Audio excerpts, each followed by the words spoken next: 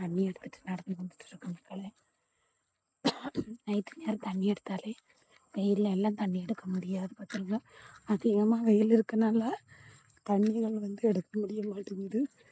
மனசு ஒரே ஒரு சங்கடமாக இருக்குது. என்னன்னு தெரியலை, கஷ்டமாக இருக்குது. நீங்கள் நிறைய உங்களெல்லாம் ரொம்ப மிஸ் பண்ணுறேன். லைவ் போடாமல் வீடியோ எடுக்காமல் ஒவ்வொரு இதுகளையும் நினச்சோன்னா கஷ்டமாட்டு தான் இருக்குது. பார்த்திங்கன்னா நம்ம வீட்டுக்கிட்ட குடத்தை எடுத்துகிட்டு வந்துட்டோம். எப்படியோ தண்ணியை கொண்டு வந்துச்சு. பகலில் தண்ணி அடித்தேன்னா எடுத்துகிட்டு வந்தேன்னா தண்ணி அடித்தான்னு சொல்லுவேன். பகல் தண்ணி எடுத்துகிட்டு வந்தேன்னா வெயிலுக்கு கொண்டு வர முடிய மாட்டேங்குது.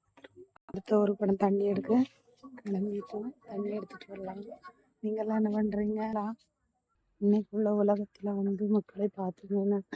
பணம் தாங்க எல்லாமே. உறவுகள், சொந்தம், பந்தம் எல்லாமே. ஆனால் ஒரு சில உறவுகள் நம்ம பாசத்துக்கு வேண்டி ஏங்குது பார்த்தீங்களா? அந்த உறவுகளை நம்ம எப்போவுமே மிஸ் பண்ணக்கூடாது. நம்ம இருக்கும்போதே இல்லாத போதும், நம்மளுக்கு இருக்கும்போது இல்லாத போதும் நம்ம கூட யார் லாஸ்ட் வரைக்கும் இருக்காங்களோ அவங்கள வாழ்க்கையில் எப்போவுமே நம்ம மறக்கக்கூடாது. அப்படியே லைவுகள் கொஞ்சம் கொஞ்சம் போடுவேன்.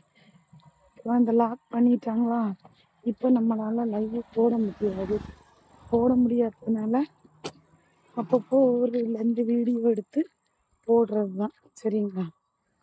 நிறைய இதில் எல்லாம் பார்த்துருங்க. என்ன சொல்கிறதுன்னு தெரியலை. மறக்காமல் எனக்கு சப்போர்ட் பண்ணுங்கள், ஒரு லைக் பண்ணுங்கள். சரிங்களா? போயிட்டுருக்கோம், தண்ணி எடுக்க போயிட்டுருக்கோம். அந்த இடத்துல தான் தண்ணி. ஓகேங்களா?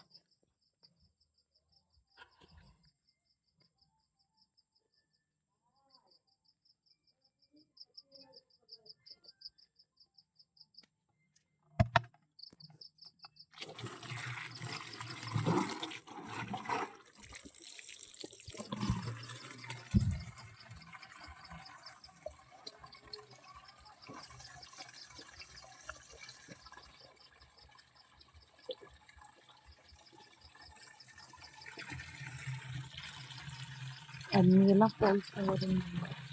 ஆனால் இது பார்த்திங்கன்னா ஆற்று தண்ணி மட்டுமே இல்லை, ரெண்டுமே கலப்படம் செய்து விட்டுருக்காங்க. நம்ம அந்த தண்ணி எப்போவுமே உடனே எடுத்து உடனே குடிக்கக்கூடாது.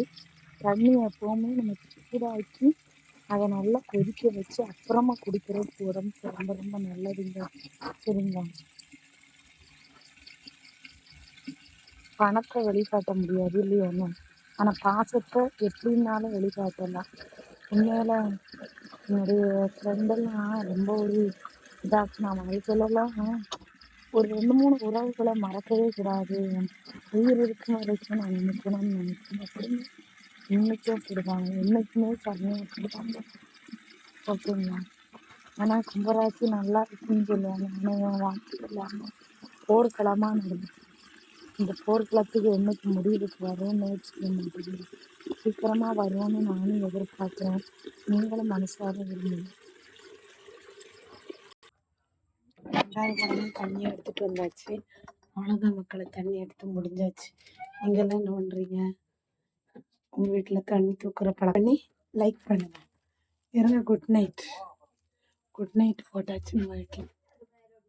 சரிங்களா? எப்படி இருக்கீங்க? ஓகே, பாய்.